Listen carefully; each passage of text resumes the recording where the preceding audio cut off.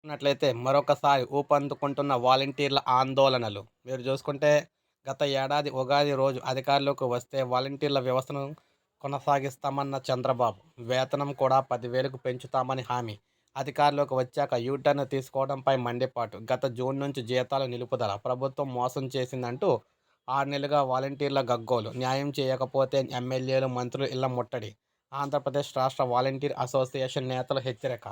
So మీరు చూసుకున్నట్లయితే ఎన్నికల ముందు ఉగాది పండుగ రోజున చంద్రబాబు చెప్పిన మాటలు నమ్మి మోసపోయిన వాలంటీర్లు ఆందోళన మరింతగా ఊపందుకున్నాయి. వరుసగా మనం చూసుకున్నట్లయితే 3 రోజులుగా రాష్ట్ర వ్యాప్తంగా వాలంటీర్లు ప్రభుత్వ తీరుకు వ్యతిరేకంగా మూడో విడత ఆందోళన కార్యక్రమాలు చేపడుతూ ఉన్నారు. 2న గ్రామ వార్డు సచివుల అడ్మిన్లకు వినతి పత్రాలు అనేది 3న కేంద్ర జిల్లా కేంద్రంలో అక్కడ న్యాయం చేయాలని కోరుతూ వాలంటీర్లు మోకాలపై కూర్చొని భిక్షాటన చేశారు. 4న రాష్ట్రంలోని పలు ప్రాంతాల్లో వాలంటీర్లు వెనుకకు నడుస్తూ నిరసన కార్యక్రమాలు అయితే చేపట్టారు.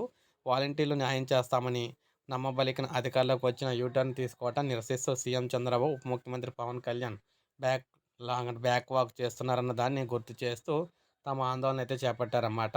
వాలంటీర్లు కొనసాగించడంతో పాటు వాలంటీర్లకు 10,000 ఇచ్చే బాధ్యత తమది అంటూ ప్రకటించిన చంద్రబాబు అధికారంలోకి వచ్చాక వాలంటీర్ వ్యవస్థను పూర్తిగా నిర్వీర్యం చేశారని వాలంటీర్ల ప్రతినిధులు ఆరోపిస్తున్నారు. పైగా జూన్లో కూటమి ప్రభుత్వం ఏర్పడిన దగ్గర నుంచి అప్పటి వరకు వేతనాలు చెల్లించలేదని అంటూ ఉన్నారన్నమాట. సో ఈ విధంగా వాలంటీర్లు అయితే రాష్ట్ర వ్యాప్తంగా ఆందోళన కొనసాగుతూనే ఉంది.